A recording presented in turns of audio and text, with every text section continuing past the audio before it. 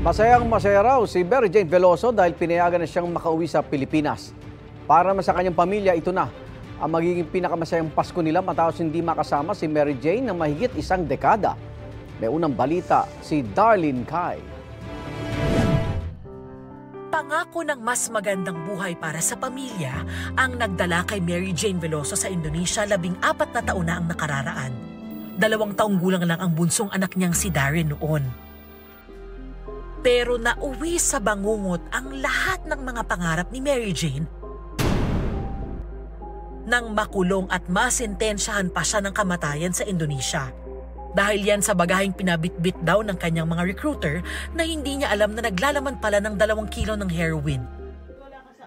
Ngayon, 17 years old na si Darren.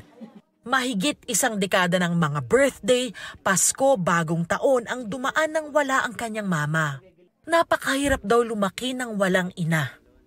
Naiinggit po. Minsan naiinggit po ako. Iniisip ko pa kung si mama po kayo andun, kasama ko si mama. Mahirap po dahil po minsan binubuli pa po ako sa school. Ganon-ganon daw po yung magulang ko. Na ano? Nakulong daw po, ganon-ganon. Pero hindi na po namin pinapansin dahil po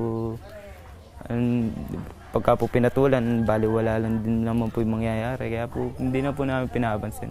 Grade 9 ngayon si Darren. Siya ang kamukha ni Mary Jane sa kanilang 2 magkapatid.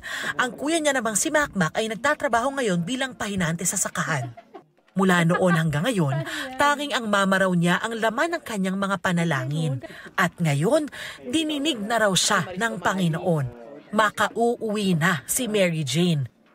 Hindi nga po alam yung gagawin ko nun. Tuwan-tuwa po ako, sobra po talaga. Wala ring pagsidla ng tuwa ang mga magulang ni Mary Jane, sina Tatay Cesar at Nanay Celia. Handa na nga ang kwarto ni Mary Jane dito sa bahay nila. Mary Jane, anak, ito na yung kwarto mo. Oh. Pagdating mo, dito ka na matutulog. Bunso sa 5 magkakapatid si Mary Jane.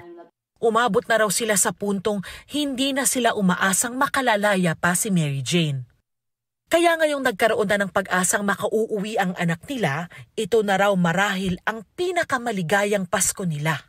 Masaya po, talagang galak na galak po kami na makauwi na po yung aking anak. Sa tagal po na nagdusa siya sa Indonesia.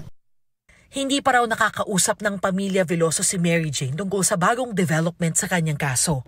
Pero sa isang pahayag na binasa ng kanyang prison warden, sinabi ni Mary Jane na masaya siyang nabuksan ng pagkakataon na makauwi siya at makasama ang pamilya niya rito sa Pilipinas. Nagpapasalamat daw siya sa lahat ng tumutulong sa kanyang makabalik siya ng bansa. Oras na makauwi na ang mama niya, planado na raw ni Darren ang kanilang mga gagawin.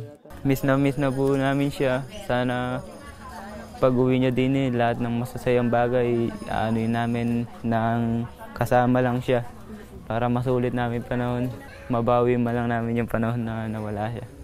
Yan ang unang balita dito sa General Mamerto Natividad, Nueva Ecija. Darlene Kai para sa GMA Integrated News.